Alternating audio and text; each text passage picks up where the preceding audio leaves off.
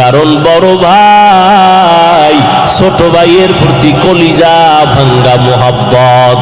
এইটা যদি ছোট ভাইরা বুঝতো কোনোদিন বড় ভাইয়ের সাথে বেয়াদবি করতো না। অনেক ফ্যামিলিতে বড় ভাই লেখাপড়া করতে পারে না, ছোট ভাইরা অনেক লেখাপড়ার সুযোগ পায়। কারণ দেখা যায় বাবা মা বুড়া হয়ে গেছে, এখন যদি বড় ভাই লেখাপড়া করে কামাই রুজি করার কেউ নাই, বড় ভাই কয় না বাবা তুমি কষ্ট করিও না, আমি কামাই রুজি করি, লেখাপড়া বেশি করা লাগবে না, আমার ছোট ভাইরে পড়াই। এইবার বড় ভাই কামাই কইরা বাবারেও খাওয়ায় মায়েরে খাওয়ায়, ছোট ভাইয়ের লেখাপড়ার খরচ দেয়। কিন্তু নিমুখারাম ছোট ভাই লেখাপড়া কইরা চাকরি নিয়া টাকা পয়সা নিয়ে কত ঈদের আনন্দে বাড়ি যায়, মার্কেট করে, বড় ভাইয়ের খোঁজ নেয় না।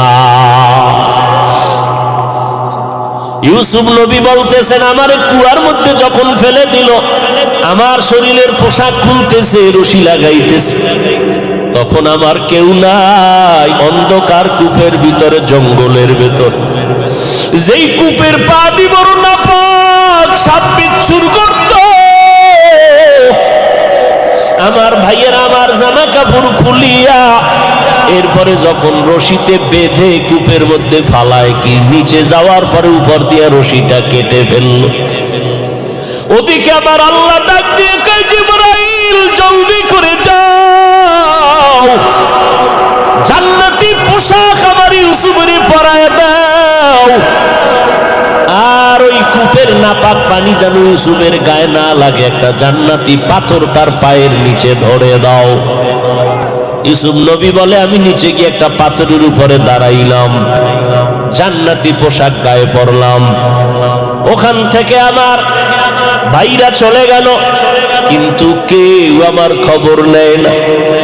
অন্ধকার কূপ, কিন্তু আল্লাহর কুদরত, আমি ইউসুফের আমার মাওলা এত সৌন্দর্য দান করছে, অন্ধকার দিয়ে চলতে কোনো বাতি লাগে না, ইউসুফের চেহারায় আলোকিত হয়ে যায়।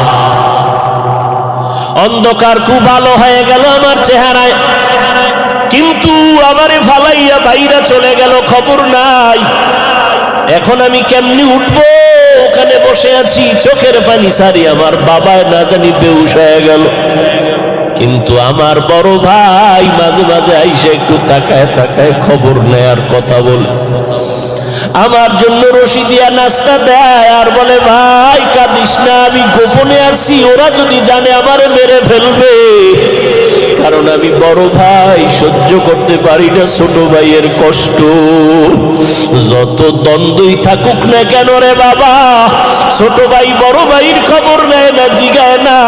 কিন্তু যদি বড় ভাই হঠাৎ রাত্র কাঁচা ঘুমের মধ্যে কেউ টেলিফোন করে তোমার বাইরে চৌরাস্তা আটকাইছে, বড় ভাই ঘুম বাদ দিয়া বন্ধুরে একটা দৌড় দেয়।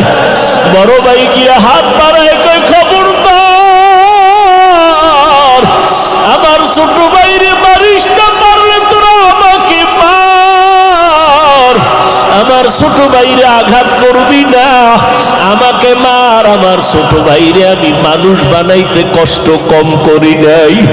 যতই দ্বন্দ্ব থাক, তবে আমার চোখের সামনে আমার ভাইরে আঘাত করবি, মেনে নিতে পারবো না।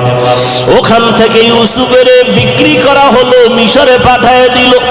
ইউসুফ নবী চোখের পানি ছিঁড়ে কাঁদে, ওই বাবারে বাবা বলিয়া ডাকতে তো আর পারলাম না। আমারে মিশরের বাজারে বিক্রি করার পর গোলাম বানায় দেওয়া হলো। এক পর্যায়ে জুলাইখার অভিযোগে আমারে জেলখানায় নেওয়া হলো। ওই জেলখানার থেকে আমার কেউ নাই, আমার বিরুদ্ধে অপবাদ দেওয়া হলো। জুলাইখা আমার বিরুদ্ধে তার স্বামী আজিজে মিশরের কাছে অভিযোগ দিয়েছে। ও এলাকার মুসলমান, ইউসুফ নবী চোখের পানি ছেড়ে কয় এই যুবক ওই সময় জুলাইখার স্বামী আমাকে বলছিল, ইউসুফ তুমি সত্যবাদী, তার সাক্ষী কি? ওই সময় একটা মহিলা কোলের মধ্যে বাচ্চা নিয়ে যাইতেছিল, আমার মাওলা আমার কলবের মধ্যে এলকা করে দিয়েছিলেন। আমি সাথে সাথে বাচ্চাটাকে ইশারা করলাম, আমি ইউসুফ সত্যবাদী না মিথ্যাবাদী বাচ্চা তার নির্ণয় করবে। ওই বাচ্চা মায়ের কোলে থাকার